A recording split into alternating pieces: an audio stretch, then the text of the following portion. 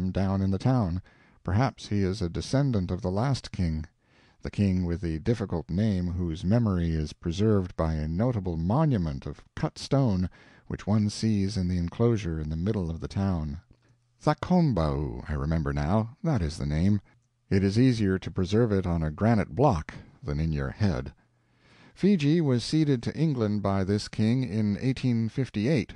One of the gentlemen present at the governor's quoted a remark made by the king at the time of the session, a neat retort, and with a touch of pathos in it, too.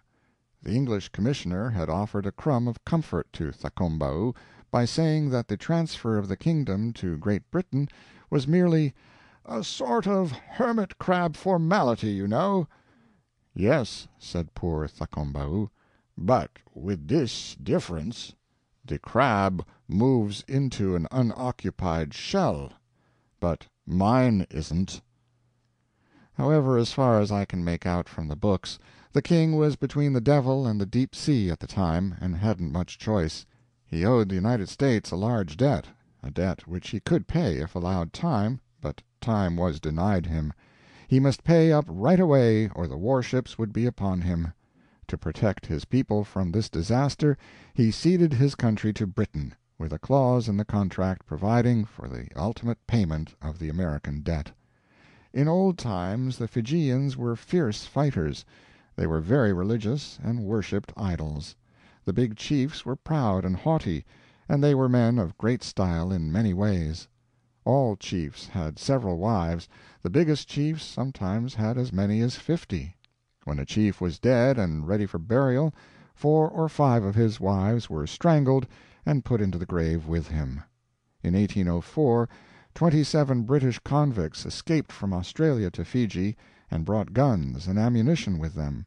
Consider what a power they were, armed like that, and what an opportunity they had. If they had been energetic men and sober, and had had brains and known how to use them, they could have achieved the sovereignty of the archipelago, 27 kings, and each with 8 or 9 islands under his scepter. But nothing came of this chance.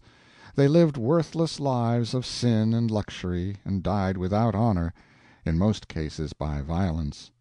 Only one of them had any ambition. He was an Irishman named Connor. He tried to raise a family of 50 children, and scored 48.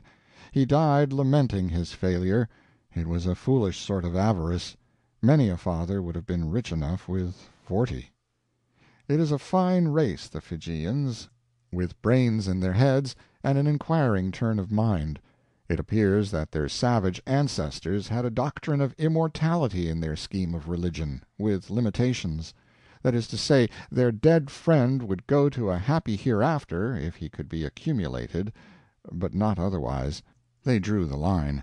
They thought that the missionary's doctrine was too sweeping, too comprehensive. They called his attention to certain facts. For instance, many of their friends had been devoured by sharks. The sharks, in their turn, were caught and eaten by other men. Later, these men were captured in war, and eaten by the enemy. The original persons had entered into the composition of the sharks. Next, they and the sharks had become part of the flesh and blood and bone of the cannibals. How, then, could the particles of the original men be searched out from the final conglomerate and put together again? The inquirers were full of doubts, and considered that the missionary had not examined the matter with the gravity and attention which so serious a thing deserved. The missionary taught these exacting savages many valuable things, and got from them one, a very dainty and poetical idea.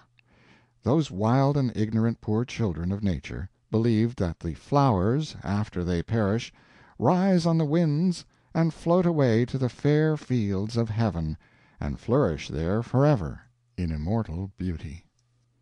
End of chapter 7.